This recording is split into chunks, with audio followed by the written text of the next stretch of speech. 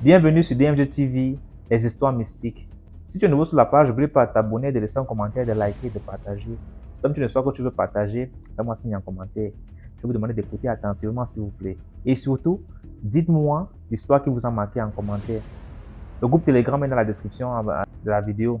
Rappelez-vous que le but est de sensibiliser, donc n'oubliez pas de liker, de commenter, de partager et de laisser un commentaire. Peu importe le commentaire, laissez un commentaire, dites ce que vous pensez en commentaire. Donc, écoutez attentivement s'il vous plaît.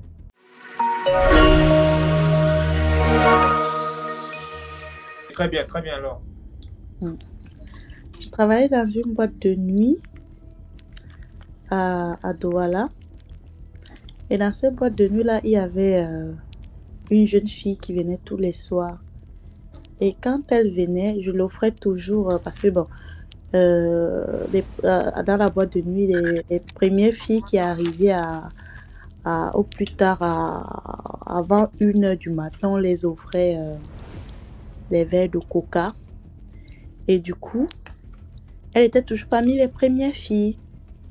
Et je l'offrais toujours son verre de coca. Et puis, elle était toujours contente et tout. Donc, bref, elle était devenue ma petite copine de tous les soirs. Chaque fois quand elle venait, je l'offrais le verre. Même après 1h du matin, quand son verre finissait, je l'offrais toujours un verre de whisky coca et tout. Elle était toujours contente. On est devenus amis comme ça. Chaque soir, elle vient, elle dit bonsoir. Elle restait toujours au bar et tout. Et je m'occupais bien d'elle. Un jour, elle est venue. Elle m'a dit tu es trop belle pour être ici. Je dis ça veut dire quoi, je suis trop belle pour être ici?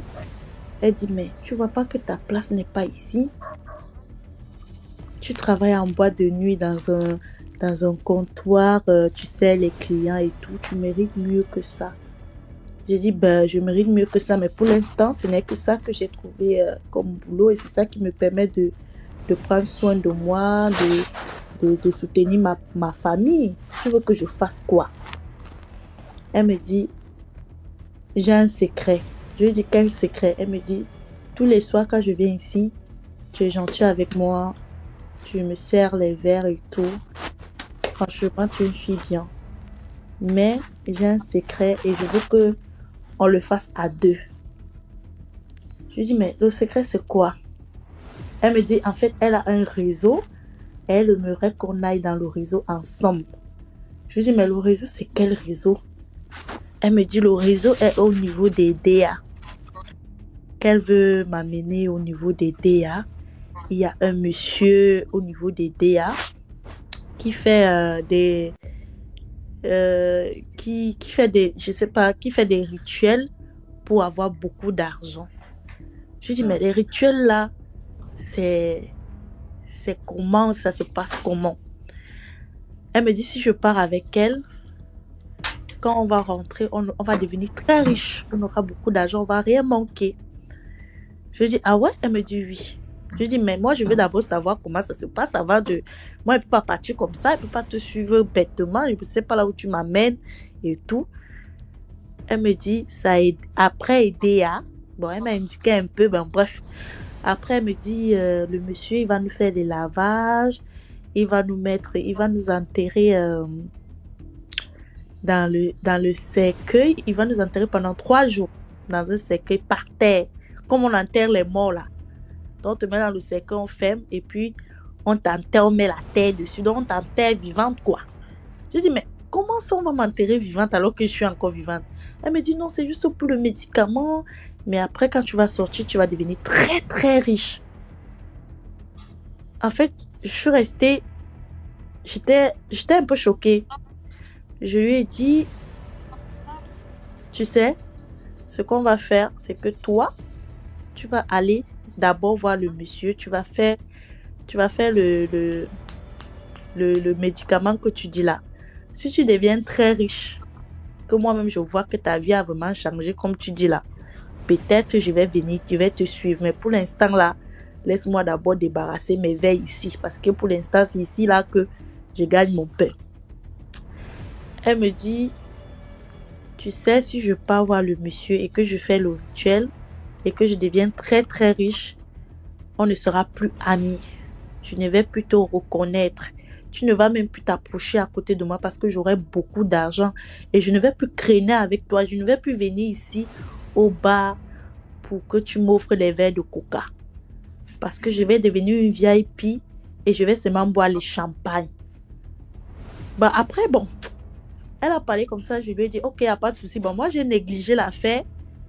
Elle m'avait même dit le nombre de jours qu'elle devait faire. Elle m'a dit, si je vois 4 jours passés qu'elle n'est pas rentrée, je commence à m'inquiéter.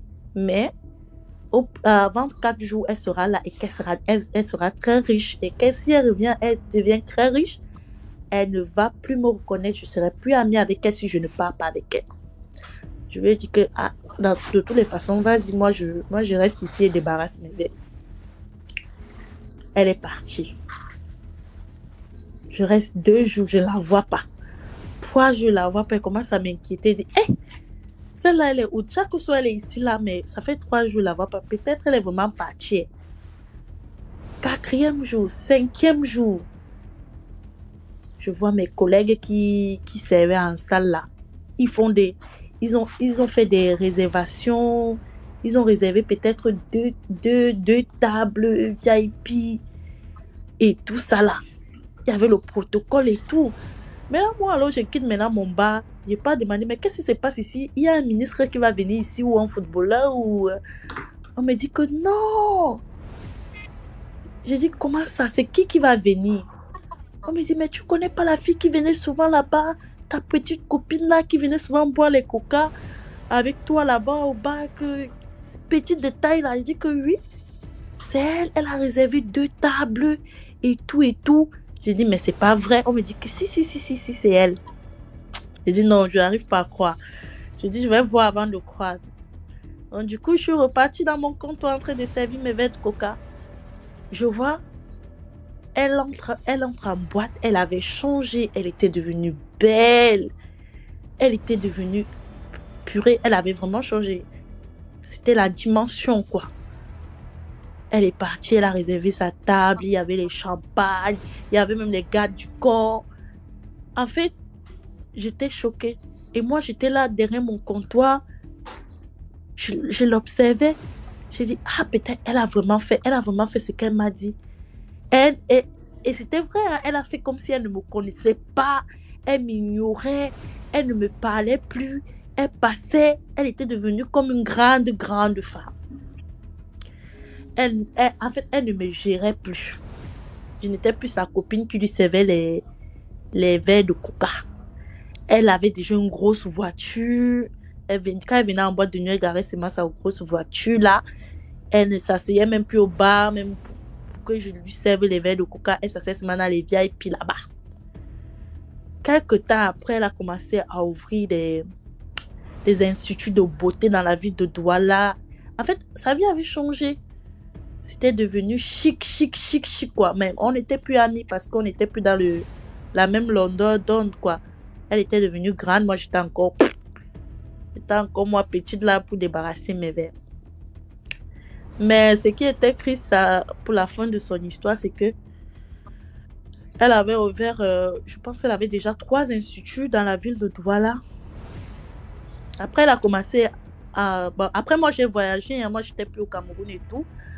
Après, j'avais appris qu'elle a commencé à perdre la tête. Il y a 2 de ces instituts qui ont brûlé et tout. Bref, c'est ce que j'avais appris, mais après, j'avais plus de ses nouvelles. Je ne sais pas si elle est encore vivante ou elle est même déjà décédée. Je ne sais pas là où elle est. Voilà, c'était mon histoire. Comment tu vas? Ouais, je vais bien. Je te dépasse sur ton live et j'ai vu ce que tu es en train de faire. Ouais, j'aime trop les trucs mystiques, en fait. J'adore. Merci. Mon histoire, c'était quoi? Quand j'étais encore très jeune, l'âge de puberté, j'aimais vraiment me promener. Hein. En fait, histoire de village, quand il y a les balles, j'aime pas manquer. Parler des congrès, il y a des soirées, j'aime pas manquer. J'aime pas me promener. J'aime me balader, je me balade. Mais c'est pas que je vais voir un garçon. Hein. J'aime me promener. Et un jour, à ma promenade, quand j'ai quitté Palais des Congrès, il y avait une soirée. Après, je rentrais à la maison, j'étais avec les amis. Et ouais, chacune a pris sa route pour rentrer au fait. Donc c'est un village. Quand moi j'ai pris ma route, je marchais seule. À un moment donné, j'arrive à un endroit, c'est un petit carrefour. Et je voulais connaître quelqu'un. Je regarde, je sais même pas, c'est une femme, c'est un homme. Je ne sais pas, la personne est tellement grande de taille. Il n'y a même pas de limite. Maintenant, je soulève ma tête pour regarder s'il a une tête. Je regarde là, je sais même pas. Oh, il n'a même pas de tête. Et il est habillé en blanc. Maman, viens voir la course. J'ai enlevé ce sandal là, j'ai commencé à courir. J'ai couru jusqu'à... Je ne pouvais plus rentrer à la maison puisqu'il m'a bloqué le passage. Je suis allée chez les voisins. Heureusement, le fils du voisin, lui, n'était pas là, mais il n'avait pas fermé sa porte. Je suis rentrée dans sa chambre me coucher. À un moment donné, j'entends derrière la porte comme quelqu'un frappait la chambre. Et je sentais un froid. J'étais tellement lourde que... Si, je me suis endormie. À un moment donné, quelqu'un me frappe.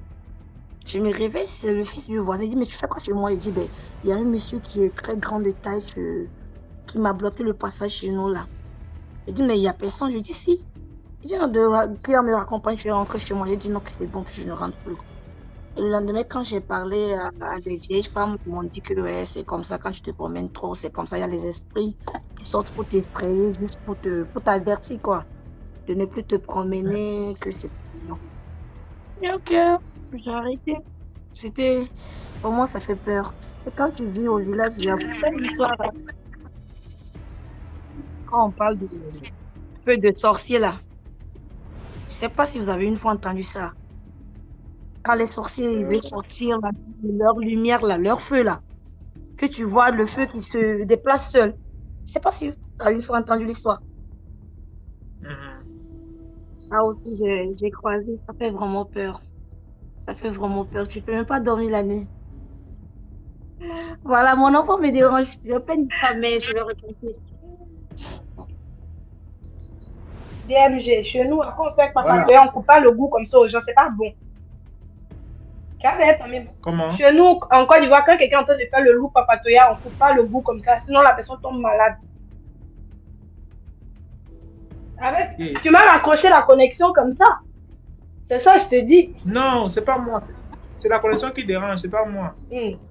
En tout cas, je sais pas si je dois reprendre brièvement depuis le début. Non, c'est mieux de reprendre. Ah, je suis désolé, c'est pas moi, c'est la connexion. D'accord, non, t'inquiète, je sais. Bref, donc du coup, je dis, cet été, j'ai fait la rencontre de quelqu'un.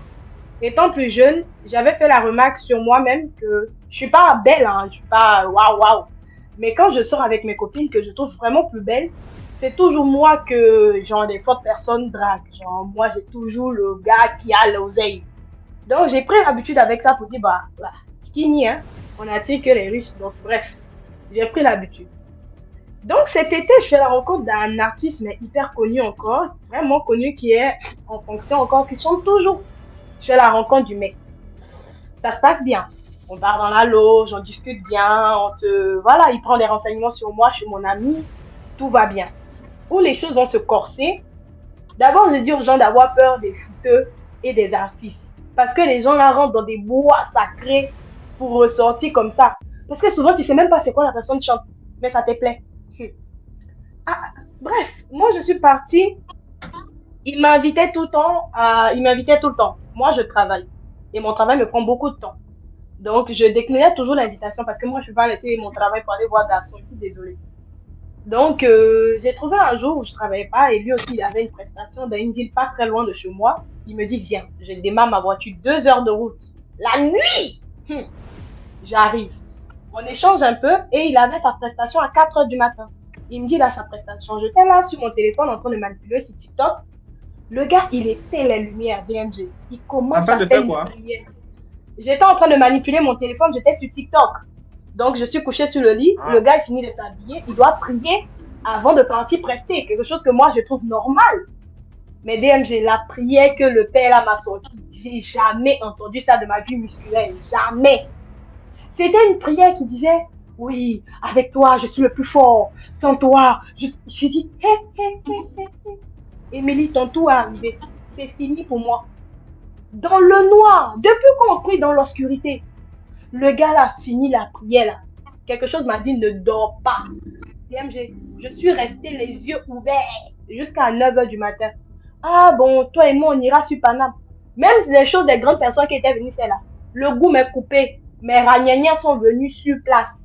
Sur place là. Mes ragnagnas sont venus tellement la peur m'a envahi. La prière là, quelqu'un finit par une lourde prière comme ça et puis vient se coucher sur toi. Jamais. Non. Je suis quittée là. Pourtant, moi, je suis quelqu'un, je raconte vraiment tout à mon père. Mais vraiment tout. Donc, quand je raconte ça à mon père me dit, parce que mon père aussi, c'est pas quelqu'un de simple, il me dit la seule chose qui t'a sauvé, c'est que tu n'as pas les grands yeux. C'est-à-dire, je me base pas que si telle personne est comme ça, non, c'est un artiste, si je sors avec lui et tout. Je suis pas comme ça, je me suffis. Et c'est la seule chose qui m'a sauvée. Et la chose aussi qui m'a sauvée, c'est que j'ai pas eu de rapport avec cet homme-là. Sinon, ils allaient parler de moi au passé composé. Hey, la prière de ça, c'est moi le plus fort. Parce qu'avec toi, on gagne toujours. C'est toi le roi. J'ai dit, à 4h du matin, on vient faire loup prière comme ça à côté de moi. Si il meurt là, il a dit quoi, mon papa? En tout cas, comme conseil, j'aimerais dire à mes sœurs là, c'est pas tout ce qui brille qui est de l'or. Suffisez-vous. Tu as l'argent, tu as ta voiture, tu es chez toi. Tu es loué de quitter chez toi après le service à 22h. Aller voir un mec arriver chez lui à minuit. D'abord même, et s'il m'avait liquidé même sur la route d'abord. Mais comme je suis quelqu'un, je prie toujours avant de toucher le volant. Dieu a fait grâce, je suis arrivée. Mais la prière que j'ai vue là, j'ai dit, moi si je le revois encore. Chez nous, on dit quand le serpent te pique, tu vois avec des têtes, tu sautes. Plus jamais de ma vie. Donc les footeux et les artistes, j'ai déchargé. Je cherche moi mon petit dessinateur et puis c'est bon. Donc c'était mon histoire du soir. Faites vraiment attention aux gens qui ont beaucoup d'argent. Ok, Oui. on a compris. Salut ton Bessikina, pardon. Oui, j'ai pris mon dessinateur, c'est bon. Ok, dans les commentaires. D'accord, vas-y.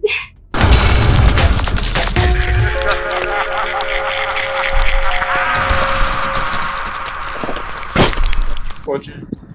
Allô, bonsoir. Comment tu vas? Ça va. Et toi? Je vais très bien. D'accord. Bon, l'histoire que je vais raconter là, c'est mon histoire à moi-même. C'est une histoire personnelle que j'avais vécue. Je crois que j'avais 15 ans, 16 ans par là. Donc, je vivais avec ma maman. Il y a le mon ventilateur à côté de beau-père. toi, le ventilateur. Non. Je suis dans la vitre. Un instant. C'est bon, j'ai fermé la baie vitrée. D'accord, C'est bon maintenant? c'est bon. Donc, je disais, je vivais avec mon beau-papa et ma maman. J'avais encore, je crois, 15 ans, 16 ans. Et à l'époque, ma maman venait à peine d'avoir des problèmes avec son mari. Donc, le jour même où on met ma mère à la porte, donc à la rue, avec mes petits frères et moi, j'ai dit à ma mère que non, j'arrive, je vais chez le boutiquier à côté et puis je vais passer un petit coup là à mon grand-père, donc son papa à elle. C'est comme ça que je croise un monsieur, des VX là, une grosse voiture. Bonjour ma fille, comment ça va? Je réponds tranquillement. Est-ce que je peux avoir ton numéro? À l'époque, je n'avais pas de téléphone. C'est ma maman qui avait uniquement le téléphone. Donc, je lui ai dit non, je n'ai pas de téléphone. Il a mis son numéro sur une enveloppe et il m'a tendu l'enveloppe. Il m'a dit appelle-moi. Il est parti. Quand j'ouvre l'enveloppe, je vois 200 000. J'ai dit tous les 10 000 francs là, c'est beaucoup d'argent. Je suis redescendue. J'ai trouvé ma mère. Elle était assise, elle était toute triste. Donc, quand je lui ai montré l'enveloppe, elle était contente. Elle me dit, oh merci, c'est un sauveur et tout. C'est comme ça qu'elle a pris les 200 000 là. On a loué une chambre précipitamment, quoi, dans l'urgence parce qu'on était à la rue. Et elle m'a dit, ma fille, appelle le numéro du monsieur là. Parce que quelqu'un ne peut pas te donner 200 000 comme ça. C'est pas évident. Donc j'ai appelé avec son portable. Le monsieur a décroché.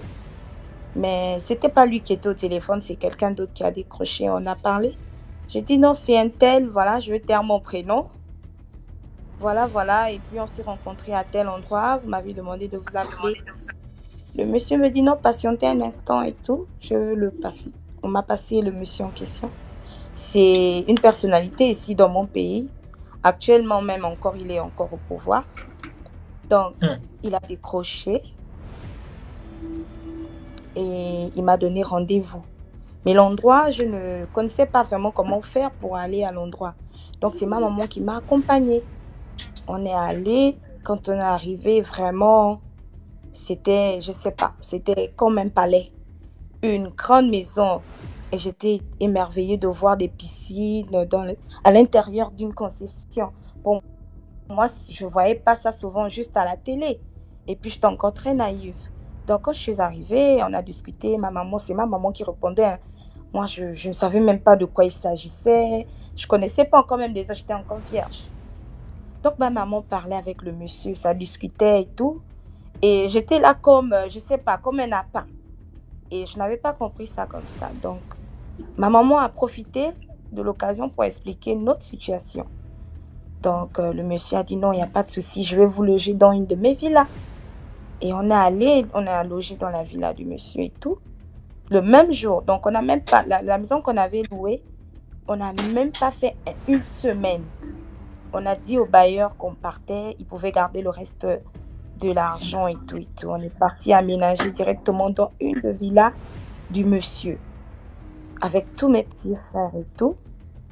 Et puis les jours passaient, ça allait, j'avais beaucoup d'argent, il me donnait beaucoup d'argent. Quand il me prenait, il m'emmenait au supermarché pour faire les courses. Je pouvais prendre tout ce que je voulais, au point où même quand je dis je veux plus, il te dit non, prends ce que tu veux.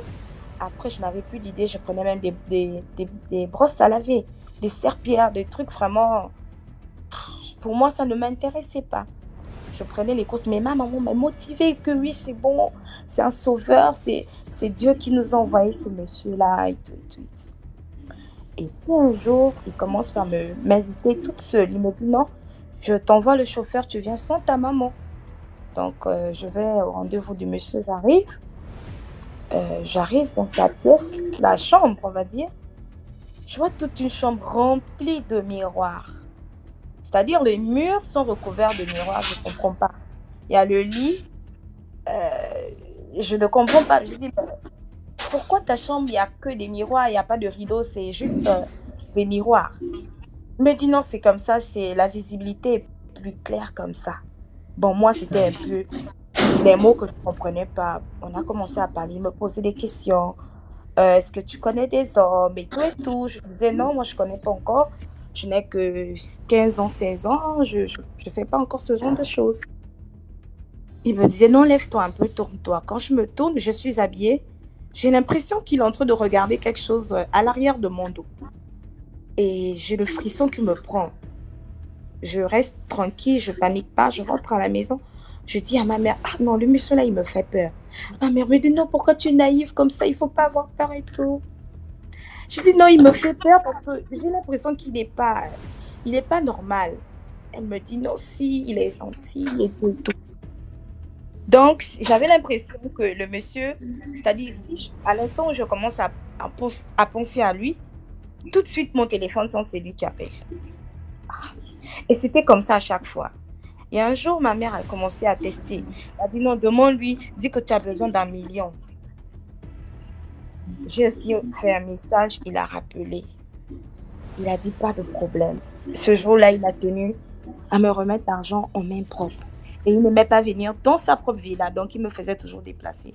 Quand je suis allée, je vois, quand il me remet l'argent est tout chaud, mais il y a un œil qui est vert, c'est-à-dire la pupille de l'œil là. Je vois que c'est un peu vert, légèrement, genre comme si quelqu'un a mis, comme s'il avait mis de la lentille en fait. Une lentille dans son œil, donc c'était un peu vert. Je dis, mais pourquoi l'autre œil est noir? Je lui pose même la question. Il me dit non, il a tellement gratté l'œil que certainement ça a dû changer de couleur. J'ai dit, ok, d'accord. Il m'a raccompagné. Le même jour, il me raccompagne. Il me rappelle à 3 heures du matin. Il me dit, sors, j'ai laissé, le chauffeur, il est garé devant toi. Est-ce que je peux te voir? Je veux qu'on aille prendre un verre. Je dis, je ne bois pas. Ma maman me dit, non, vas-y, il n'y a pas de souci. Donc, le chauffeur est venu, je suis partie. Et quand on arrive, j'avais déjà, je crois que je descends, je vais me mettre au lit. Et puis là, mes règles commencent à... Mes ragnagnas, comme on va dire, sont arrivées. Donc, je me suis débrouillée comme ça. J'ai passé toute la nuit là. Il m'a dit, il ne peut pas dormir sur le même lit que moi parce que je suis impure et tout. Bon, c'est comme ça.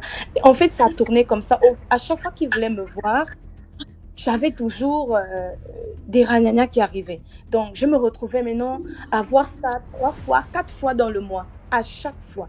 C'est-à-dire, si j'ai réglé aujourd'hui, bon, on va dire c'est venu le 15.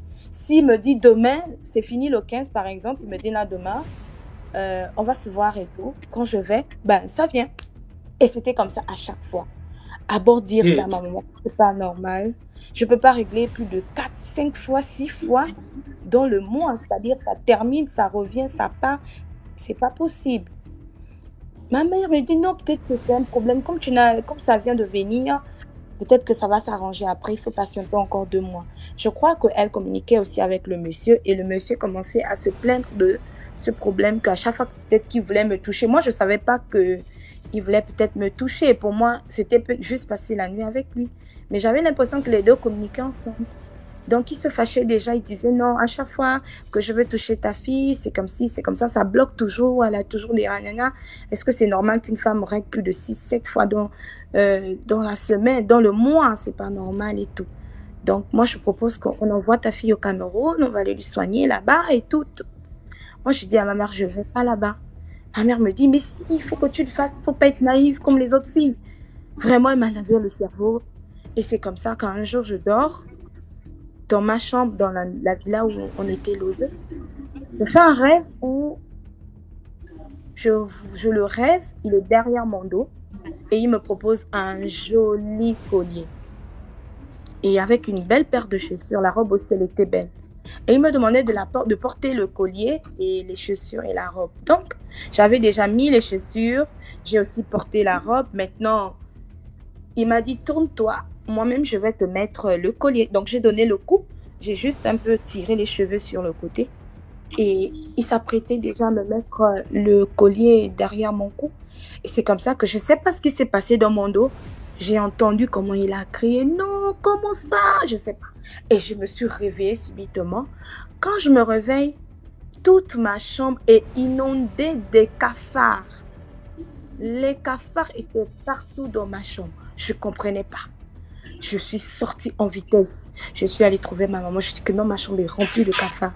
Quand elle vient, effectivement, elle voit toute la chambre, les murs étaient remplis de cafards. Moi, je dis non, je ne pouvais pas dormir la nuit. Donc, on était dehors. On a passé la nuit à la terrasse, au bord de la piscine. On était là. Le lendemain, il y a 2 agents qui sont venus. Ils sont rentrés directement dans ma chambre. Ils ont fait descendre des matériels. Après, ils ont installé des miroirs dans toute ma chambre. Je me suis dit, mais pourquoi mettre des miroirs là partout? Non, c'est le patron qui a demandé de mettre les miroirs partout. C'est pour avoir une meilleure visibilité. On ne sait pas ce que... Je dis, avoir quelle meilleure visibilité? Moi, je n'ai pas besoin d'avoir toute ma chambre remplie de miroirs. Si je me lève sur le miroir, je me vois mon reflet, l'image de mon reflet est partout. Dans tous les miroirs, je ne veux pas. Donc, la même nuit, je n'ai pas dormi dans la chambre. J'ai dormi avec ma maman. À 1h du matin, il a appelé. Il était en Allemagne. Je crois qu'ils avaient c'est une mission, je ne sais pas, un truc diplomatique et tout.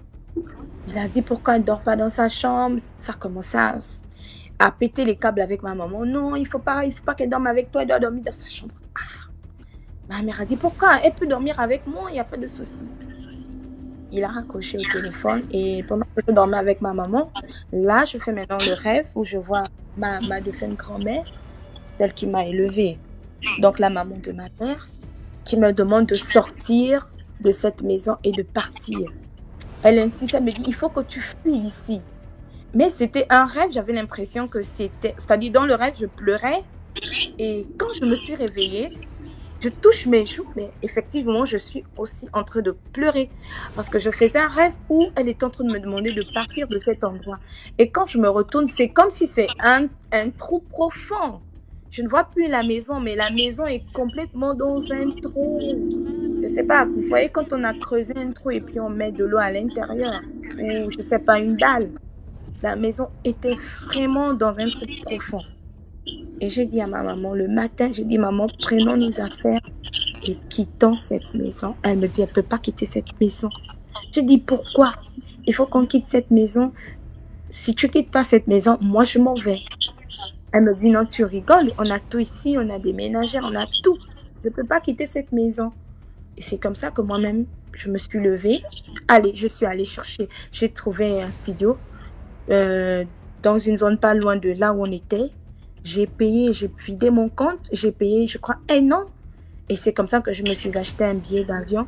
J'ai voyagé. Et je suis allée rencontrer mon grand-père que je ne connaissais pas, je n'avais jamais vu. Je me suis débrouillée à avoir son numéro avec un de mes oncles. Mais je ne l'avais pas dit pourquoi je voulais son numéro. Donc, même quand j'appelais mon grand-père, je dis non, tu dis rien.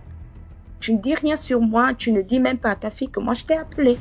Donc, j'ai dit à ma mère que j'ai envoyé une voiture pour récupérer tes affaires. Voilà les clés de la maison. La maison est à tel endroit. Si tu ne pars pas, moi, je ne veux plus que tu restes là-bas, mais je ne reviendrai pas dans cette maison. Donc, c'est comme ça que j'ai voyagé. Je me suis retrouvée dans une autre ville et j'ai changé de numéro. J'ai cassé ma puce et je n'avais plus de contact avec ma maman, plus de contact avec qui que ce soit. C'est comme ça que ma mère, mon grand-père, je dis, ne dis rien, il a appelé ma mère. Il dit à ma mère que mais ta fille est arrivée ici, mais elle dit qu'elle ne veut pas que tu saches où elle se trouve. Qu'est-ce qui se passe? Là, ma mère ne raconte rien, ne dit rien du tout. Elle dit non, elle est tête en l'air, je ne sais pas pourquoi elle fait ça. En tout cas, elle a voyagé, elle ne m'a pas dit. J'étais inquiète, elle m'a abandonnée dans une maison et tout et tout. Mon grand-père dit, mais elle a dit que la maison où tu vis, c'est elle qui paye la maison, non? Oui, mais moi, je ne vais pas aller dans cette maison-là et tout. Maintenant, mon grand-père demande, mais attends, mais finalement, vous êtes dans quelle maison? Elle ne répond plus. C'est comme ça qu'elle m'appelle un jour en pleurs, 2 semaines après. Pourquoi tu fais ça? Pourquoi tu as fui? Elle commence à pleurer vraiment, c'est-à-dire des paroles pour toucher mon cœur. Il faut que tu reviennes, regarde, le monsieur m'a trouvé le travail, patati, plein de choses. Il faut que tu reviennes. Il a dit que si tu reviens, il t'envoie à l'étranger, tu vas étudier. Et puis, la condition, c'est que quand tu termines, tu ne dois pas le tromper, sinon il te tue. Je dis donc, maman, toi, tu trouves normal qu'un homme te dit qu'il va tuer ta fille? Non, c'est pas ça, c'est l'amour. Elle m'a raconté plein de choses. Et c'est comme ça qu'un jour, il a reçu lui-même appelé. Je sortais des cours. Il m'a appelé. Je vois mon téléphone sonner. Je ne sais pas que c'est lui. C'est un numéro privé qui m'appelle. Je dis allô. Il me dit oui, allô. Je dis c'est qui? Je sens, je reconnais à peu près la voix. Il me dit mais donc tu crois que tu m'as échappé? Avec tout ce que j'ai dépensé sur toi, tu ne peux pas m'échapper comme ça. Mais figure-toi que tu te balades avec un cercueil sur la tête. Yeah. Je dis, pardon? Je fais quoi? Tu te balades avec un cercueil sur la tête. Je peux te décrire là où tu te trouves en ce moment et tout ce qui est autour de toi. Je dis que, oh, je commence à dire, au nom de Jésus, tu es vaincu. Il me dit, non, je ne suis pas vaincu. Tu es dans un marché, voilà, effectivement, il a décrit tout ce qui était autour de moi. Et j'ai commencé à paniquer. Je pleurais en plein marché, je suis tombée assise et j'ai commencé à pleurer. Imaginez-vous une petite fille, j'étais en train de pleurer comme une idiote. Et c'est comme ça que je suis allée à l'église. J'ai une amie, une maman dans le marché qui m'a conduit à une église. Et je me suis enfermée dans cette église pendant 3 mois. Et malheureusement, Dieu merci pour moi. Dieu a pu me délivrer de toutes ces choses-là. Donc, c'était pour conseiller aussi les parents. Vraiment, ne suivez pas tout ce qui brille. Ce n'est pas bon. C'était un peu ça. Bon. Merci bonne beaucoup, soirée. Fortune, pour l'histoire. Ah. Et ta mère maintenant, vous causez toujours ensemble, vous êtes toujours bien. C'est comment? Il n'y a pas de problème. Non, maman, ça va, tranquille. Ben, c'est le passé et puis elle s'est convertie. Elle a aussi donné sa vie à Christ, donc ça va. D'accord. Merci pour l'histoire. Ok. De rien. Il y a des gens, c'est pas parce que je n'ai pas vécu un truc que ça n'est pas vrai. Faut pas... Tout le monde ne vit pas dans... Tout le monde ne sait pas aller au pays des merveilles. Il y a d'autres que c'est Claude au pays des pervers. D'autres c'est Jean au pays des sorciers. Donc, chacun vit sa réalité. C'est pas parce que tu ne joues plus que le jeu s'arrête. D'accord. On va prendre une autre personne. Voilà. Essaie un peu. Renvoie ta demande alors, s'il te plaît. Je te voyais pas. Voilà. Voilà, je te vois maintenant. C'est bon? C'est bon maintenant. Ok. Je dis que je voulais juste raconter l'histoire de la mort de mon grand frère. Parce que nous sommes deux. Ma maman nous a fait deux, moi et mon grand frère.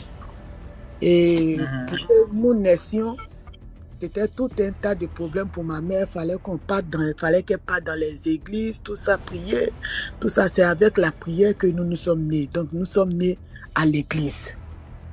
Et on a grandi comme ça, avec beaucoup de difficultés parce que il y avait trop d'attaques dans la famille.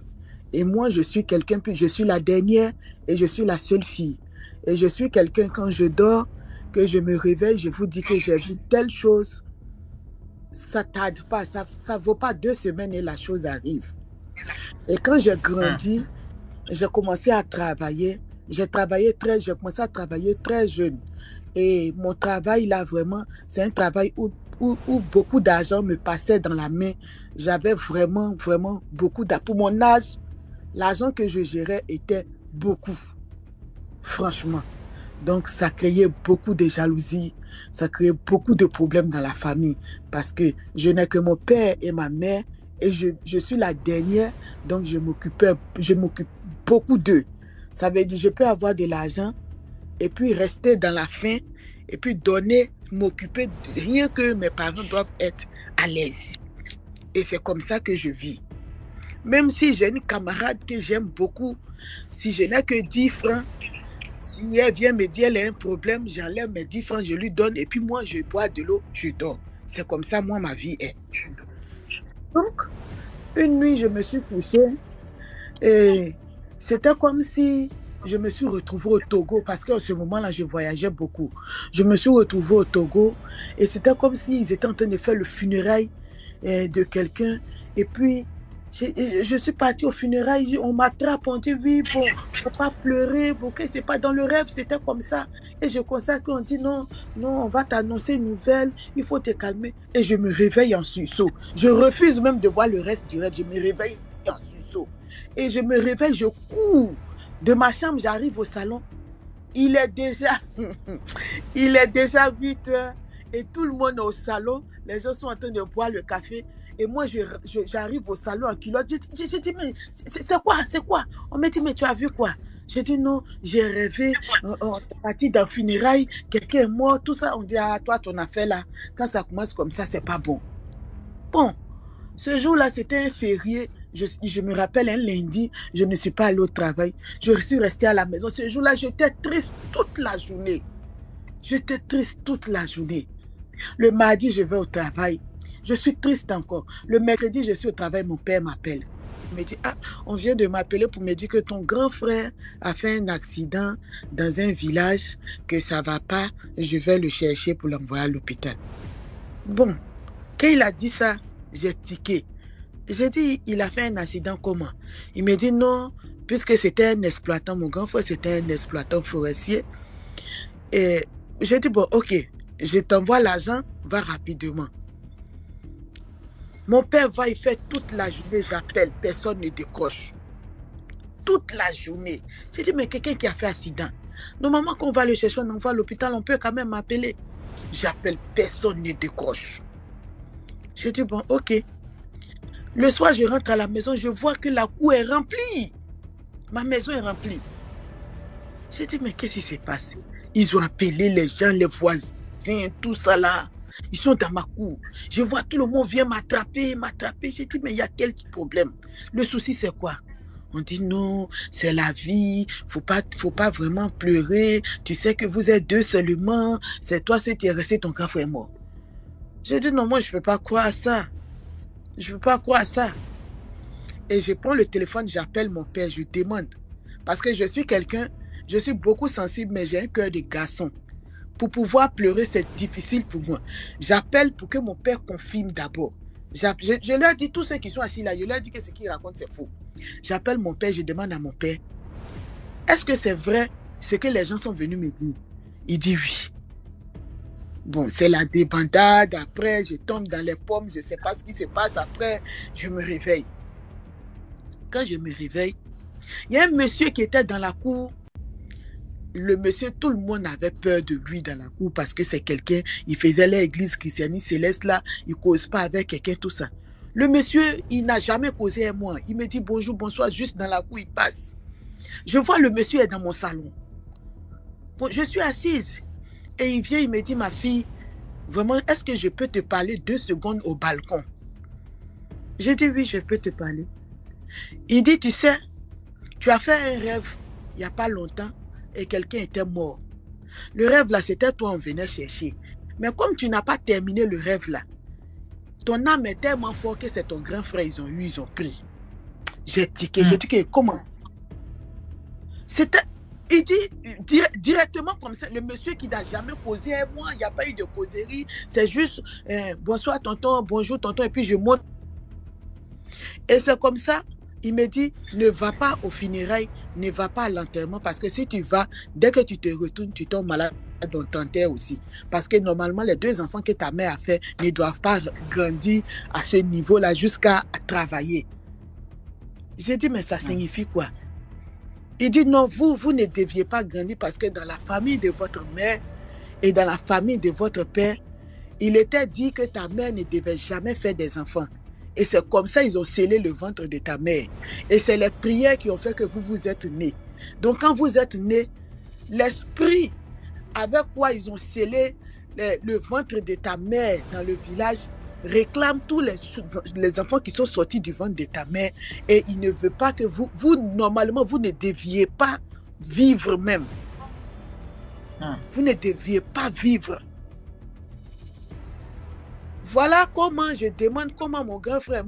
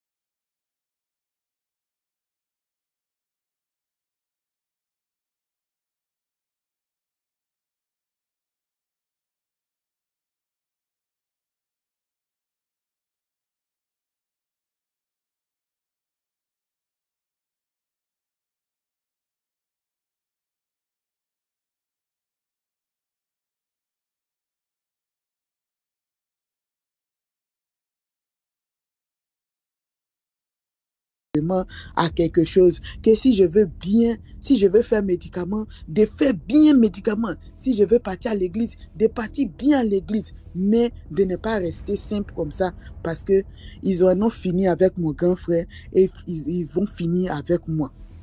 Et c'est comme ça.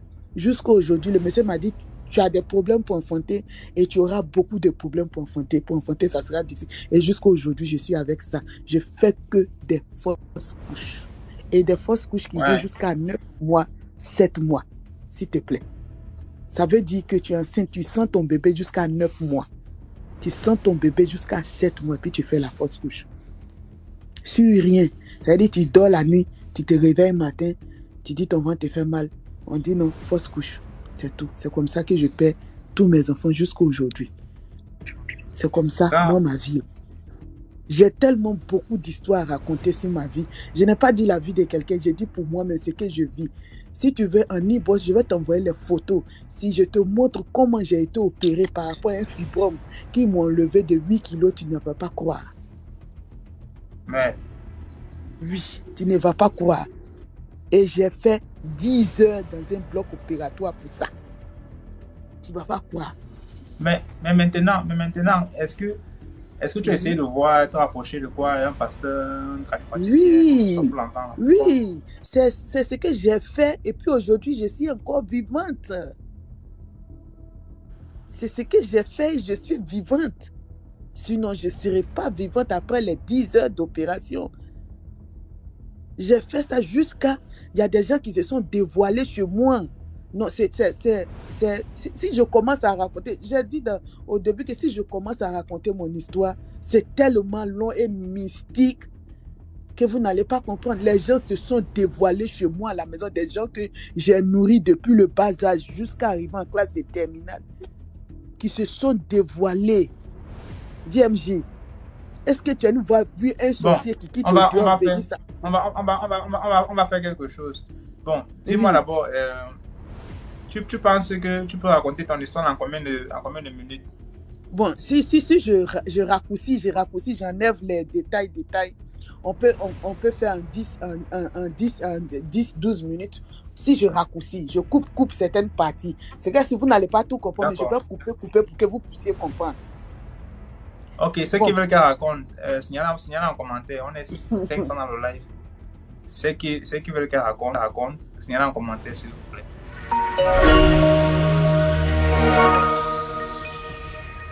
Enfin, aujourd'hui, tu m'as prise. Je suis désolé si ça a duré avant que je te prenne. Il y avait d'autres personnes qui étaient là. Moi, mon histoire que j'ai racontée, je vivais avec ma voisine de chambre à l'université. Je peux la nommer Stéphanie pour éviter un peu de reconnaissance. Elle avait eu, je vais dire comment. Bon, on était là, tout se passait bien et il y a une de ses grandes sœurs qui a eu un appel d'un ami. Disons que, il y a un pasteur qui m'a appelé. Il dit, il y a un monsieur qui est handicapé, qu'il va mourir. Après lui, sa femme va mourir. Donc, elle, c'est vrai que son papa est handicapé, mais sa maman était déjà décédée il y a de cela 15 ans. Donc, puisque les correspondances ne concordaient pas, donc elle a sûrement dit, que c'était pas à mon niveau, que c'était pas mon niveau. Donc, le gars a dit, ok, il n'y a pas de souci. Ça a coïncidé, je peux dire, 1 mois plus tard, le monsieur, il est décédé. Son papa est décédé. Donc, c'est là elle a rappelé le gars pour dire que l'histoire que tu m'as racontée par rapport à ton pasteur, que voilà, moi, mon papa, il est handicapé et il est, on dit quoi, estropié. Il a eu un problème de, je pense que tension ou une maladie, ça fait qu'ils ont coupé le pied. Donc, il marche avec le béquet. Elle dit que je n'ai pas pensé ça, puisque moi, maman, elle est morte il y a de cela 15 ans auparavant. Moi, je ne pouvais pas penser que c'était à moi qu'il parlait. Bon, si je dis le diabète, en fait, je connais pas la maladie. Donc, j'ai préféré couper court le diabète. Mais il avait eu un problème qu'ils ont coupé le pied.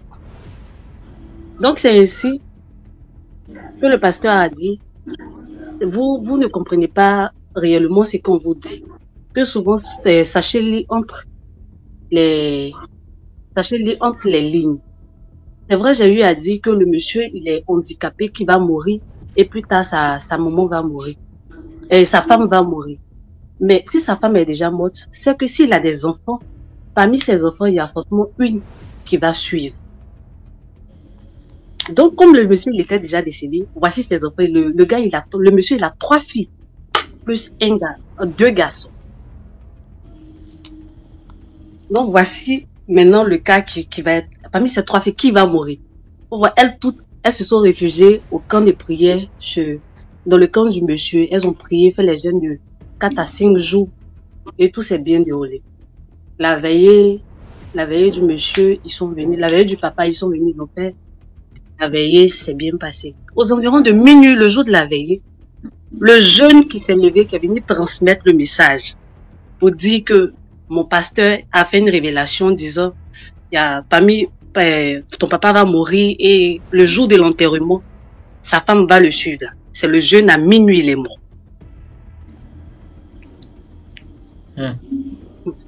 Et DMZ, à minuit, le jeune est mort. Ma camarade est inconsolable. On ne peut pas l'attraper. Elle pleure. J'ai dit, mais il y a quoi? Puisqu'elle a reçu un coup de fil, et puis elle s'est assise. Je peux dire, elle s'est écroulée. Elle s'est écroulée en train de pleurer, Non, je lui demande, mais qu'est-ce qui s'est passé, papa? Qu'est-ce qui s'est passé? Là, elle me dit, tu te souviens du jeune que je t'avais dit, qui est venu annoncer la nouvelle par rapport à la révélation? Je dis oui. Elle dit, ce jeune-là, il est décédé. Je dis, comment ça, il est décédé? Et là, on va appeler le pasteur pour demander, mais pourquoi c'est le jeune qui est décédé? Oh, j'ai un appel. Pourquoi c'est le jeune qui est décédé? C'est là le pasteur va dire, en principe, le jeune devait, venir. Mais ils n'ont pas eu, le jeune devait venir au niveau du jour pour faire les prières aussi. Mais ils n'ont pas eu l'idée, genre d'appeler le jeune pour qu'il participe aussi à la prière. Ils l'ont juste égaré, il a fini de faire sa mission de dire à la fille que voici ça. Non, c'est le jeune qui est parti. Quand l'histoire s'est produite, c'est une personne qui devait suivre le monsieur, c'est-à-dire qu'on devait enterrer avec le monsieur. Mais le cercueil, il est ouvert. La fille qui devait entrer dedans pour suivre le monsieur, ils ont prié et puis le sort a été annulé. Mais le cercueil, il est toujours ouvert. Pour pouvoir remplacer la personne là, et là, ils ont pris le jeune pour mettre à l'intérieur.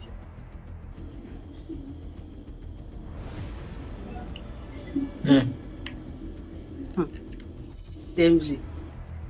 L'histoire, ils sont en train de raconter. À moi, mais je vous parle actuellement là, je tremble.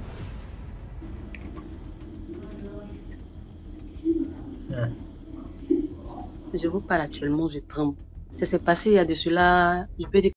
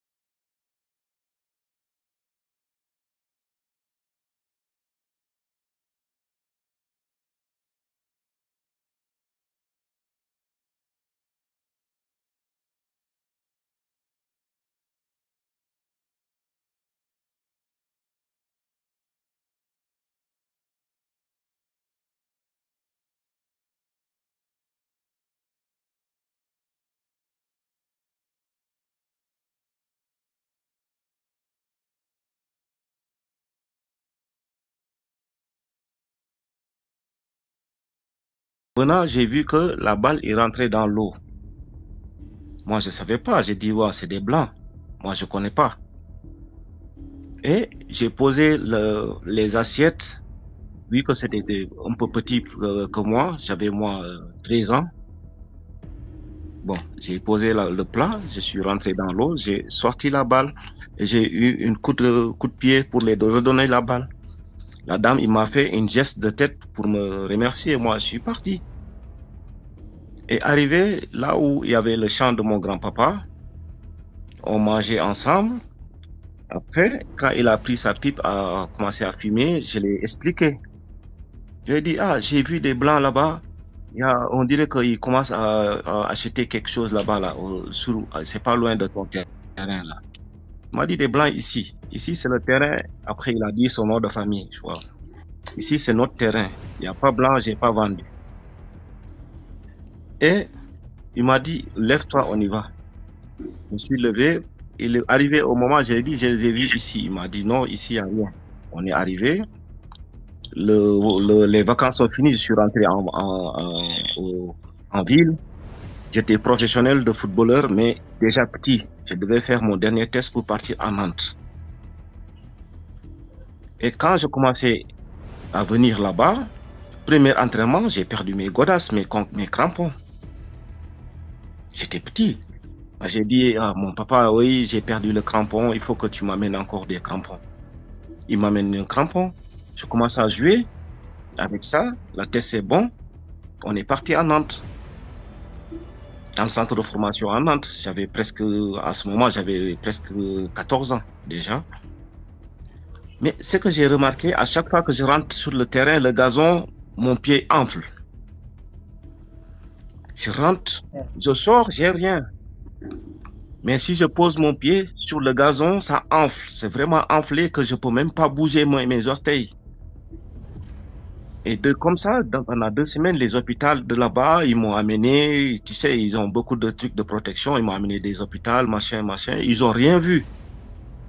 Et mon oncle, il a vu qu'il venait me voir ça, parce que lui, il habitait à Nantes, c'était aussi un ancien footballeur. Il m'a dit, viens, on y va au pays.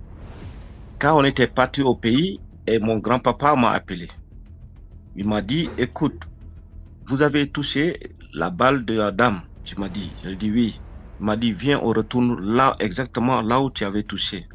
Je suis parti là-bas, il a fait des prières. Il m'a dit, viens, on retourne dans votre académie. Il a prévenu, il a dit, appelle tes coachs. On a appelé les coachs, il a dit, je ne sais pas qui a pris parce que les génies l'ont parlé, parce que lui aussi, il avait la tête. Comme on dit, il a une autre zire, les 3e zire là. Il a parlé aux académies, il a dit que mon petit-fils, il a perdu ici une paire de chaussures. Les paires de chaussures là, je veux que celui qui a fait ce qu'il a fait jusqu'à qu'il ne peut plus taper dans le ballon là, sache que lui-même aussi, il ne va jamais plus taper dans le ballon. Sinon, ça sort. Quand on retourne là-bas comme ça, à l'académie, je ne vais pas parler de l'académie là où c'était l'académie là où est sorti des grands footballeurs en Sénégal. Et c'est là que, moi je suis du sud du Sénégal, c'est là que j'ai vu qu'il y a le papa qui est venu avec un chaussure. Les chaussures est devenu tout petit, mais viens. J'ai dit, mais grand-papa, ça c'est mes chaussures, moi j'ai pas besoin de ça. Il m'a dit, c'est vrai, t'as pas besoin de ça, mais tu vas te laver. Il a mis de chaussures dans l'eau, je me suis lavé avec. Je suis retourné à Nantes. 2 semaines après, je suis parti à Nantes. Mais jusqu'à maintenant, je sens plus rien. Je peux jouer la balle comme je peux. Juste pour vous dire et prévenir les gens, ne pas avoir la confiance à personne. Ne pas avoir confiance à personne. Moi, je posais mes chaussettes, mes godasses, mes crampons. Des fois même, je prêtais. Et que ça, c'est dangereux. Je savais pas, j'étais jeune, j'étais naïf. Pour moi, si j'ai 2, je peux prêter une autre. Voilà, c'est comme ça que j'ai reçu une très grande leçon. Mais maintenant, là où je suis là, quand je joue, je finis, je prends, je range. Au même temps, même si c'est quelque chose utilisé petit, je range ça. Je laisse rien traîner. Prenez soin de vous et j'ai bien aimé aussi de participer dans votre histoire. Merci beaucoup, DMG. Merci à vous aussi. Merci beaucoup à toi, frère. Merci vraiment, merci à toi. Ça va, je me porte bien, merci. Je voulais raconter ma petite histoire. Vous m'entendez? Oui, très bien, très bien. Oui. Il y a de cela quelques temps, j'ai perdu mon grand frère par accident. Donc, un an plus tard, on célébrait les fiançailles de ma petite sœur. C'est comme ça comment une dame appelle. Elle dit non, bonsoir. Elle appelle la petite sœur de ma mère. Elle dit bonsoir. Ma maman répond. Elle dit non, c'est bien le numéro d'un tel. Ma maman dit oui, c'est bien moi. Donc, la dame dit non, il y a votre fils qui m'a remis votre numéro. Il m'a dit non, en cas si je tente de le joindre, ça ne passe pas. Donc, je vais appeler je vais appeler ma maman, pardon. Allô? Oui, oui, on te suit. Allô? Allô? Oui, je disais, la dame appelait la petite soeur de ma mère. Elle disait non, il y a votre fils qui a appelé, qui m'a remis votre numéro. Il a dit non, en cas si le numéro ne passe pas, vous m'appelez. Ça, ouais, la maman, elle demande que non, quel fils? La dame dit le nom de mon frère. C'est comme ça comment maman nous fait appel. Elle nous appelle, elle met le haut-parleur et tout. La dame répète la même chose. Que non, c'est votre fils qui m'a remis votre numéro. Il a dit en cas, si je vous appelle, si je l'appelle, si ça ne passe pas, j'appelle ce numéro. Donc, c'est comme ça comment ma grande sœur a démarré la voiture. Elles sont parties à la rencontre de la dame, puisqu'elle a dit à la dame que non, on va venir à votre rencontre et tout. Donc, ils ont démarré, arrivé chez la dame. C'est comme ça comment ma grande sœur sort la photo de mon grand frère. Elle demande à la dame que non, c'est bien lui là qui vous a remis mon numéro. La dame dit oui, c'est celui-ci, c'est lui qui m'a remis le numéro et tout. Donc maman était paniquée et tout.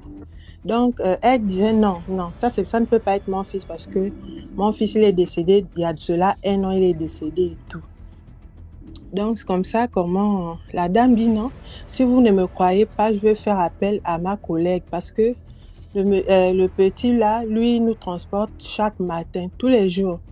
Il nous transporte chaque matin à 5 heures, voilà. Comme ce sont des commerçantes, elles sont béninoises et tout.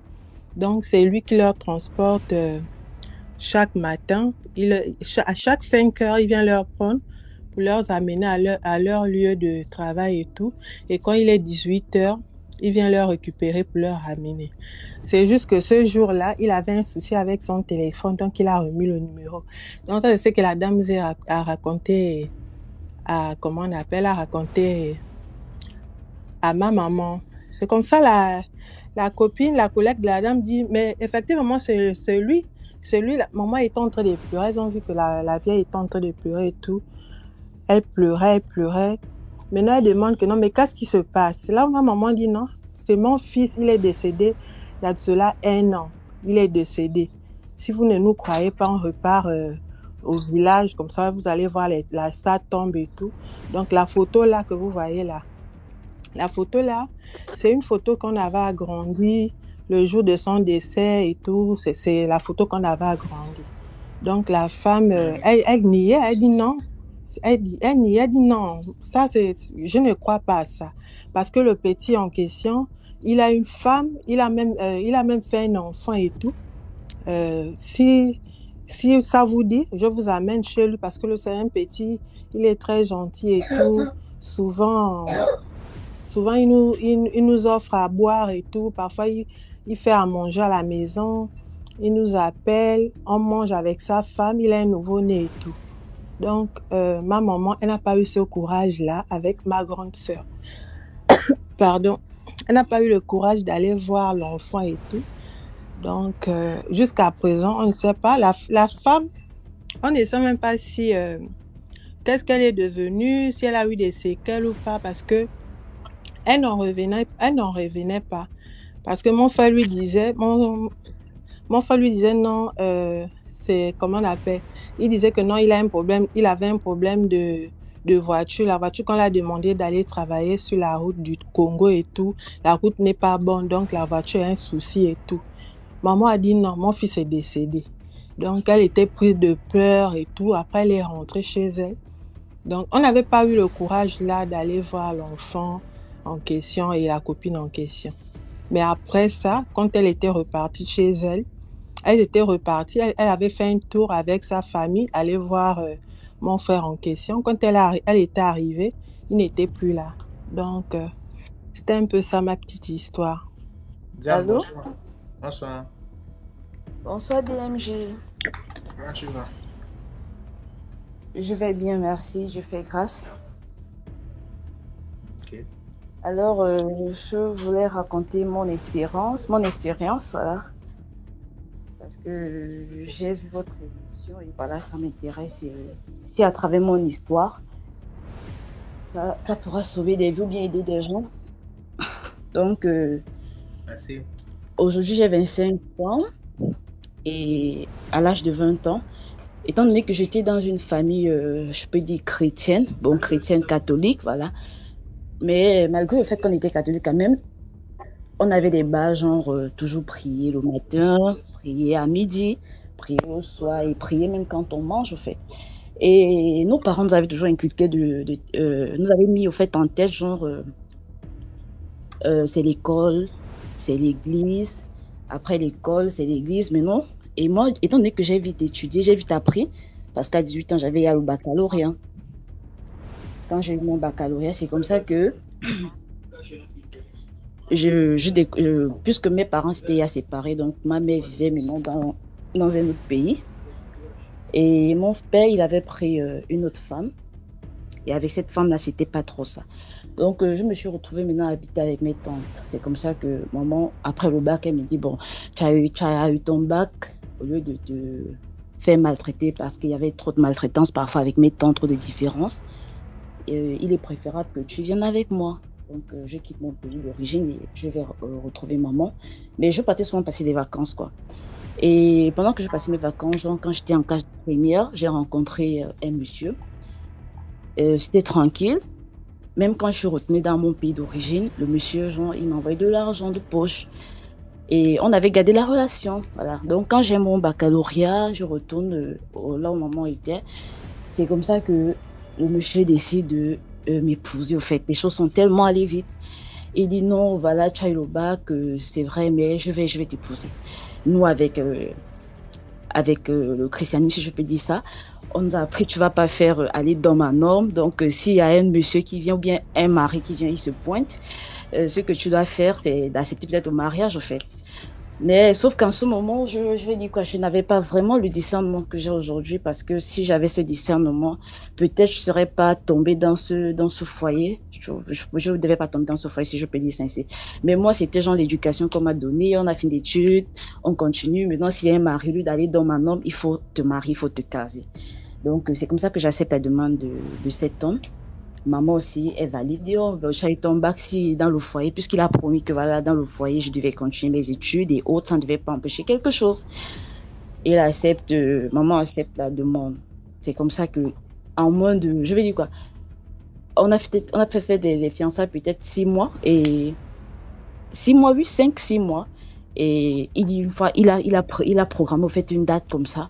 Et au fait, je n'ai pas compris parce que les choses sont tellement allées vite. Il a programmé une date. Même ses parents étaient surpris que, oh, mais c'est comment le mariage. Et c'est genre, ses parents, personne n'a contribué.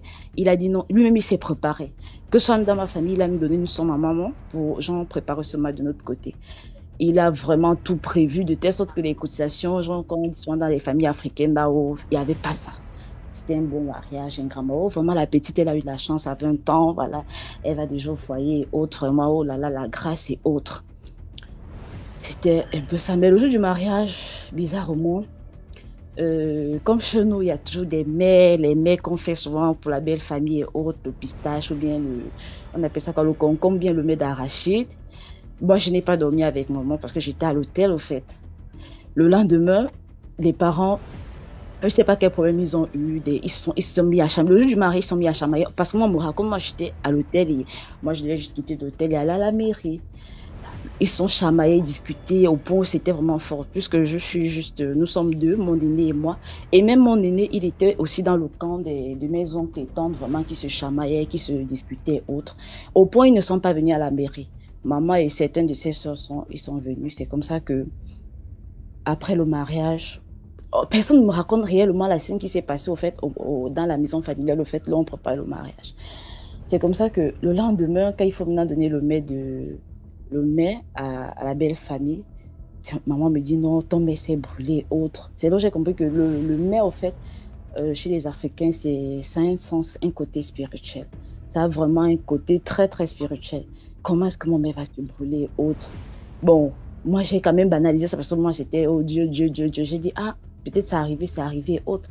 J'ai banalisé, au fait. Quand je banalise, voilà, maintenant, je suis au foyer. Il y a beaucoup de choses, au fait, qui sont passées. Si je m'ai raconté, on va passer peut-être toute la nuit. J'ai banalisé et voilà, je suis entrée dans le mariage. Quand j'entre dans le mariage, le monsieur, tout allait bien. Bon, au fait, tout allait bien, au fait. Puisque quand on dit souvent, quand tu as des yeux voilés, tu peux pas voir des choses. Pour toi, même si c'est pas bon, tu penseras toujours que c'est bon et autres. Tout allait bien, au fait, avec ma belle famille, tout allait bien et autres. Et jusqu'à ce que je prenne ma première grossesse. Quand je prends ma première grossesse, et du 1er jusqu'au 9e mois, j'ai suivi des visites. Tout se passait bien, mon enfant allait bien, tout était bien, au fait. Il n'y avait rien, il n'y avait pas d'anormalie. Quand je vais maintenant pour accoucher, j'accouche bien aussi. Non, j'ai pas accouché bien parce que j'ai fait peut-être 2 jours de contraction. J'ai eu des contractions, genre aujourd'hui, le lendemain. C'est le lendemain, peut-être vers, je sais pas, c'était 24 heures, hein, oui, que je vais accoucher. Donc, j'ai eu presque 2 jours de contraction. J'ai souffert. Je monte sur la table, j'accouche bien. Quand j'accouche, quand l'enfant naît, l'enfant ne prend pas le sein. Elle passe toute la nuit à pleurer puisqu'elle est née à 24 heures. Toute la nuit, l'enfant pleure jusqu'au matin, 8 heures. Quand les sages et les infirmières passent, parce qu'il y a une visite souvent le matin, chez la nuit. Je dis à la dame que mais toute la nuit l'enfant pleure, tout ce que je donne comme sein, elle ne t'aide pas, elle a pleuré, moi je n'ai pas dormi. Elle dit comment ça? Oh, amenons l'enfant en néonat. Oh, mon enfant, quoi, pourquoi on l'amène en néonat? Non, amenons d'abord l'enfant en néonat.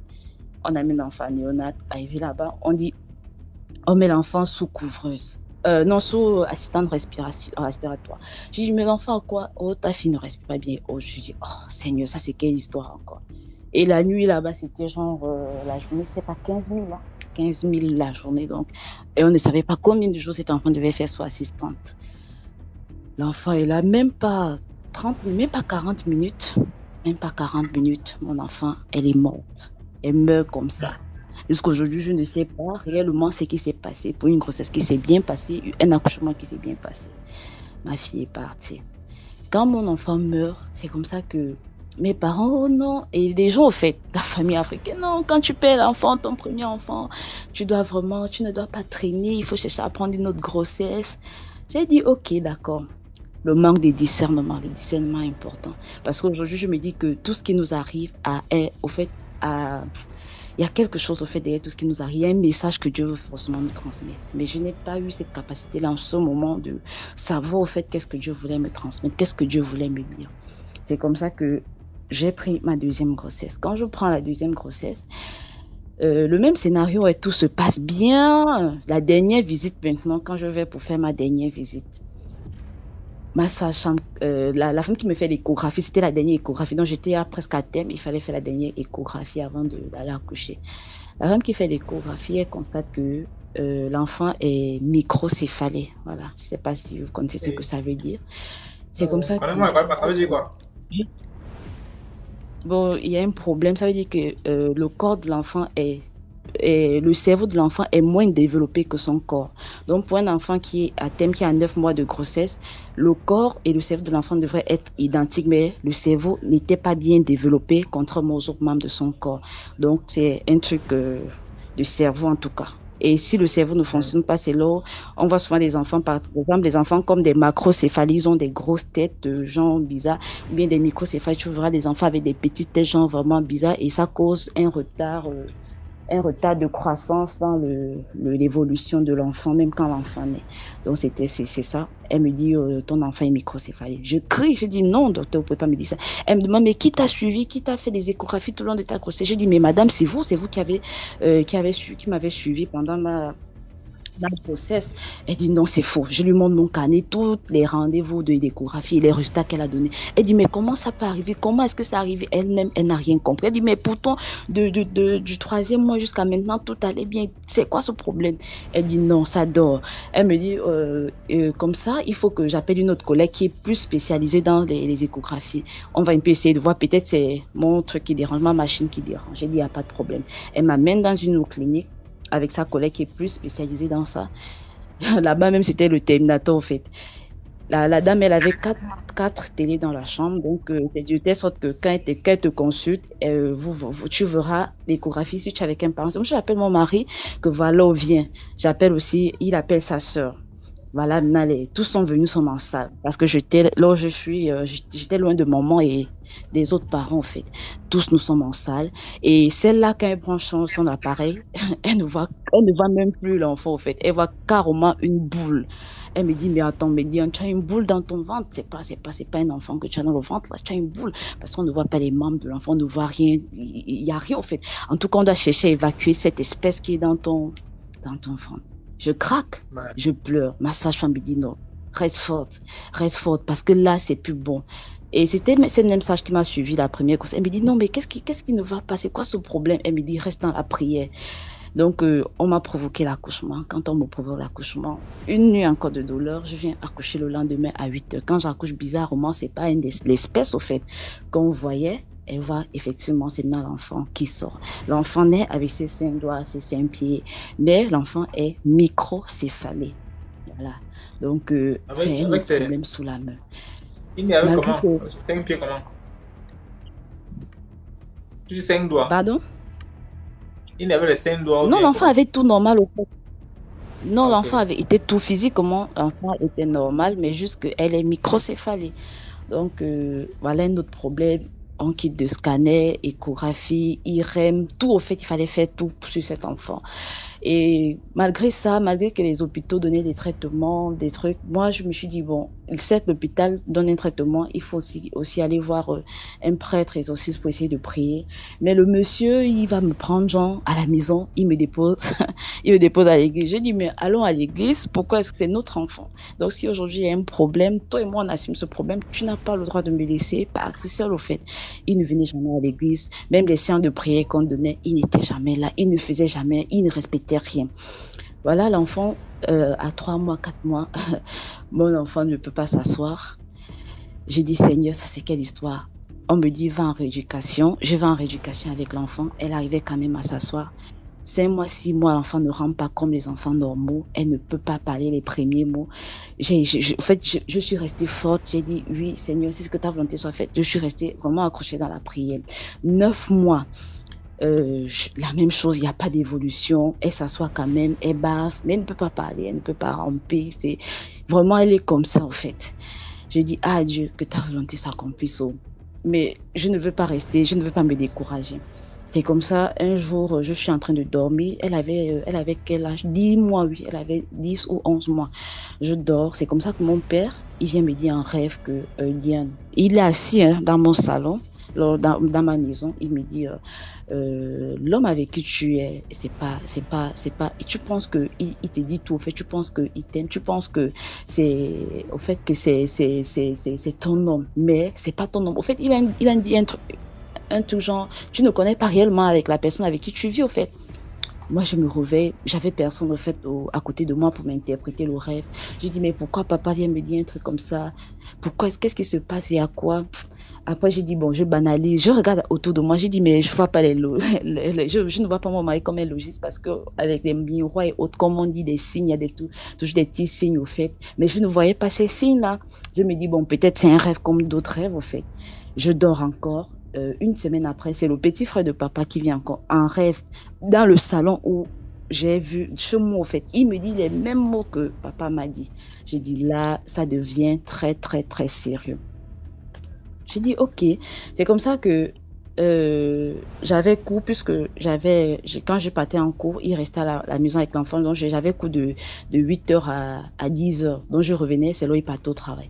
Comme ça, un jour, il me dit, l'enfant avait 1 an, voilà, 1 an et quelques semaines. Il me dit, bon, Diane, aujourd'hui, j'avais même devoir. Il me dit, bon, tu vas rester à la maison. Je préfère, parce que j'ai une mission à faire. Je lui dis, ok, d'accord, il n'y a pas de problème, je vais rester avec l'enfant. Quand l'enfant va faire ta mission. Je reste. Le bon monsieur ne rentre pas la nuit. Le lendemain, je passe toute la nuit à appeler. Il ne décroche pas. C'est comme ça que quand j'appelle, lui-même il me rappelle, il me dit la police m'a attrapé. Comment ça la police t'a attrapé? Oui, la police m'a attrapé. Tu as fait quoi? Donc au fait il était dans une structure de contrôle et autres, mais pour faire des contrôles sur le terrain, il faudrait que ton patron te donne des ordres de mission. Mais lui il a falsifié l'ordre de mission et il faisait du travail genre illégal ou bien je sais pas derrière ses patrons. Donc c'est comme ça que on l'a attrapé.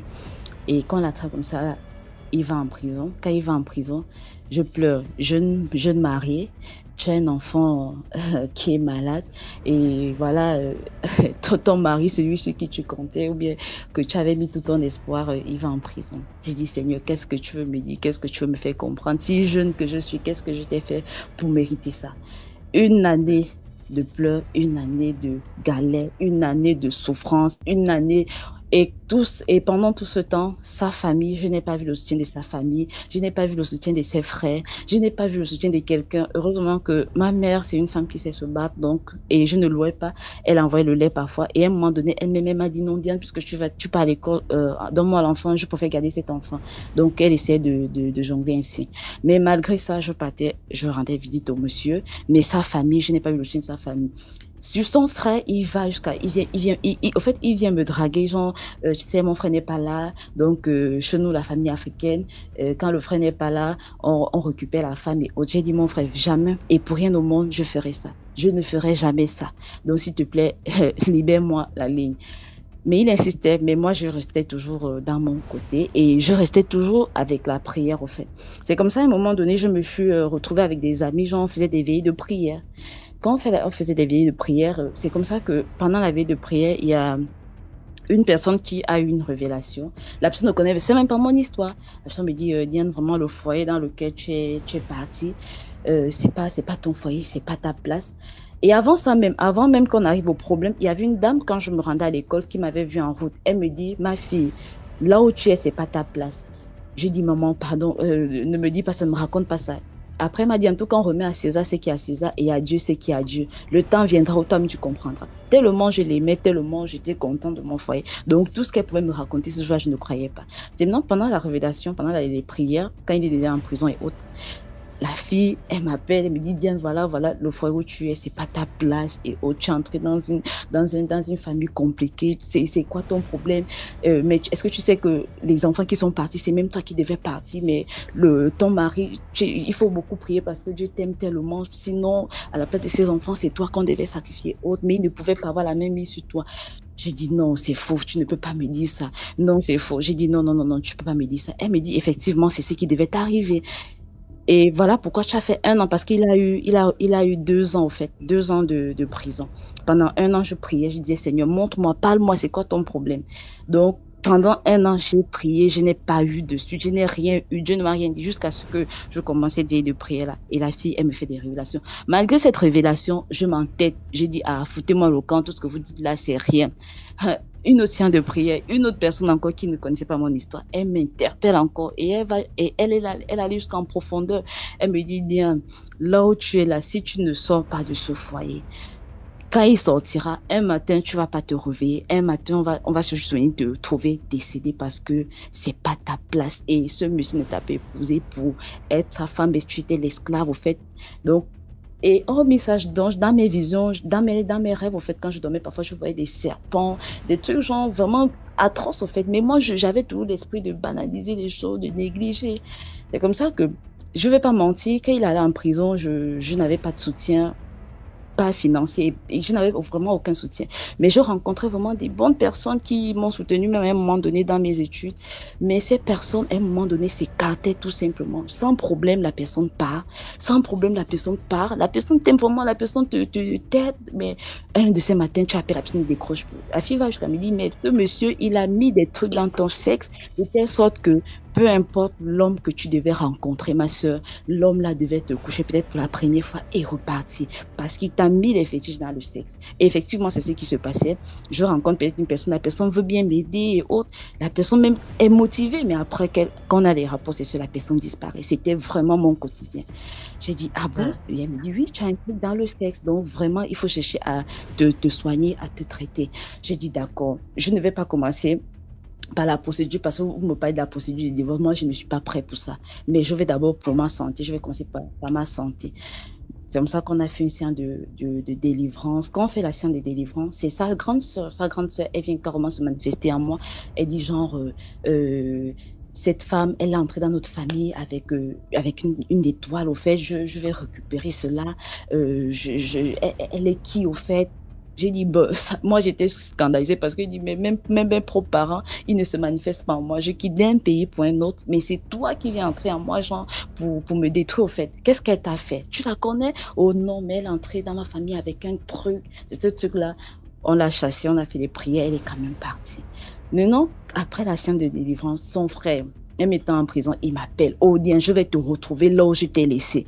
Tu vas me retrouver là où tu m'as laissé comment? Est-ce que moi, je suis... Non, je vais te retrouver où je t'ai laissé. Parce que moi, il s'est mis à crier au téléphone. Je dis, mais tu vas me retrouver où tu m'as laissé comment? Je suis à la maison. Tu vas me retrouver où tu m'as laissé, ça veut dire quoi? Mais j'ai une fois compris, au fait, il parlait spirituellement, au fait.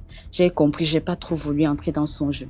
C'est comme ça que je lui ai dit, après, il restait peut-être 4 mois pour qu'il sorte de la prison. J'ai dit, après toutes les révélations que j'ai eues, pendant ma délivrance, j'ai vomi, genre, un seau de 15 litres, hein, genre comme s'il y avait des feuilles, au fait, émiettées dans mes vomis, des trucs émiettés, genre des feuilles, je voyais 15 litres de vomi. Un truc de 15 litres.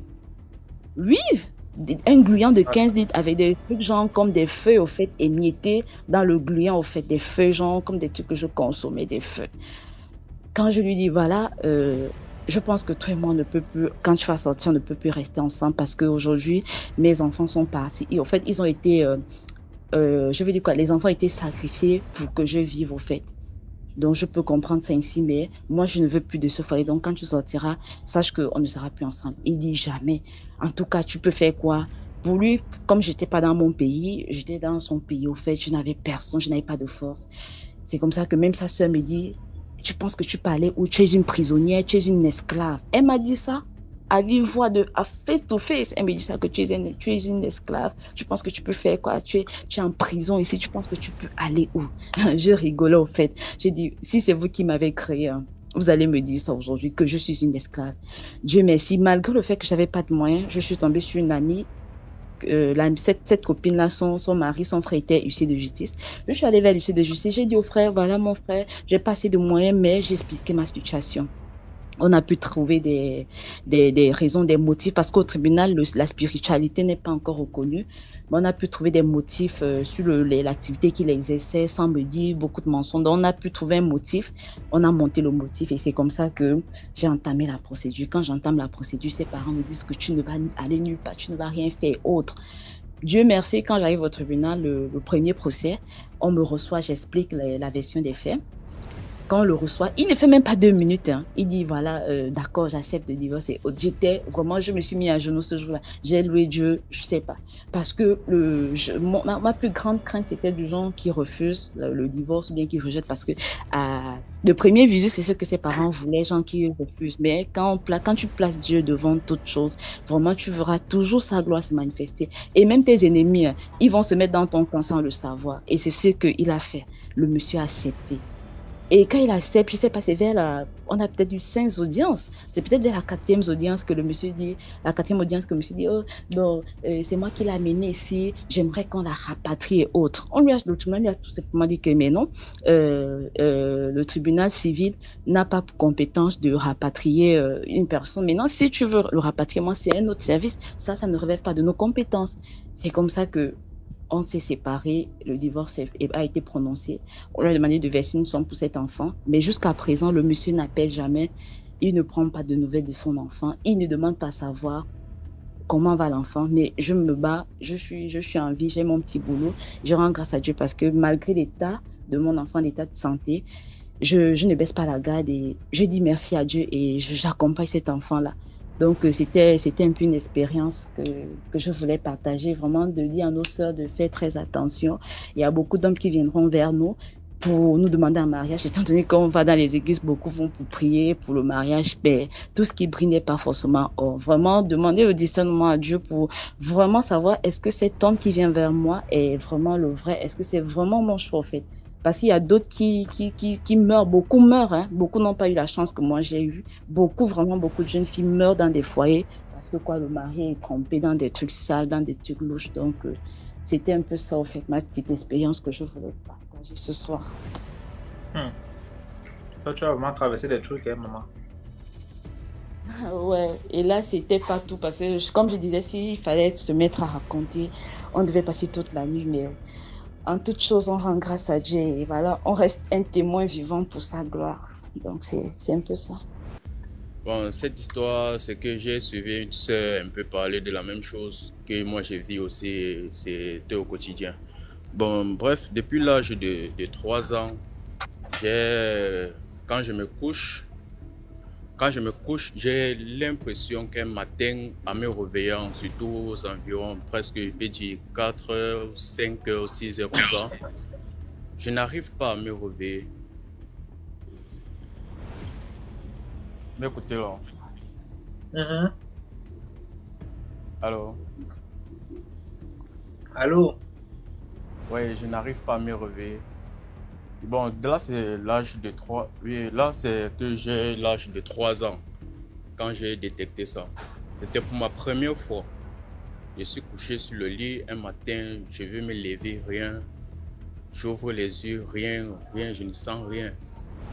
Mais les yeux ne sont pas ouverts. J'essaie de crier à l'aide, comme aide pour me réveiller. Rien ne se passe, personne ne m'écoute. J'ai eu une intuition. Souvent, quand je veux me réveiller, j'ai l'index du doigt. Si ça arrive à bouger, c'est que mon corps peut fonctionner normalement. À chaque matin, c'était comme ça successivement. Chaque fois, chaque jour que je dormais, je me réveillais toujours avec l'index du doigt. Si ça bougeait, j'ai dit que ok, je suis réveillé. Mais je n'ouvrais pas les yeux, je ne savais pas pourquoi. Un matin, je dis à mon petit frère que, gars, si tu te lèves, pardon, aide-moi, tu me bouscules. Si tu t'es levé avant moi, bouscule-moi du lit. Là, je vais me réveiller parce que j'ai énormément de difficultés à me réveiller. Si tu pourrais m'aider comme ça va me plaire. Il m'a dit, ok. Lui-même, un matin, il se lève, il ne me réveille pas. Je suis coincé sur le lit. Je ne peux pas te mentir, en ce moment, j'ai fait au moins je peux dire au moins 3 heures de temps sur le lit sans bouger, ni me réveiller. J'écris n'importe comment, personne ne m'écoute. J'écris, personne ne m'écoute. Bref, 10 ans de cela passé, j'ai eu un drame. Je ne sais pas comment ça s'est passé. Je dors, j'étais seul à la maison, je dors. Je n'arrive pas à bouger, c'est la même sensation, mais je suis en train de rêver. Il y a un esprit que je ne sais pas où ça sort. Je ne connais pas comment la provenance de cet esprit-là. Cet esprit avec, je peux dire, une capuche sur la tête, mais on ne pouvait pas voir la personne qui était à l'intérieur de cette capuche. On ne pouvait ni voir les mains de cet esprit-là. Moi, par contre, dans mon rêve, c'est comme si j'étais en train de me voir. On était en train de tirer mon esprit, mon âme, je peux dire ça comme ça. On me tirait l'âme du corps.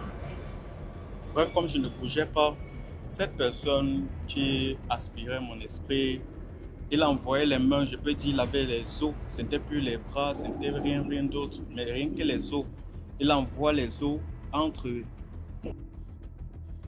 mon visage et il tire mon esprit.